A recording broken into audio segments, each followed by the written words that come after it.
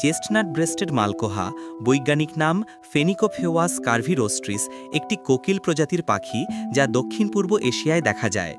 এদের দেহের ওপরের অংশ ধূসর রঙের এবং নিচের অংশ চেস্টনাট বাদামি রঙের হয়। এদের একটি স্বতন্ত্র বৈশিষ্ট্য হল এদের বাঁকা উজ্জ্বল হলুদ চঞ্চু। এই পাখিগুলো সাধারণত বনের গভীরে এবং ঘন ঝোপঝাড়ের মধ্যে বাস করে। এরা প্রধানত পোকামাকড় এবং ছোট সরীসৃপ খেয়ে থাকে।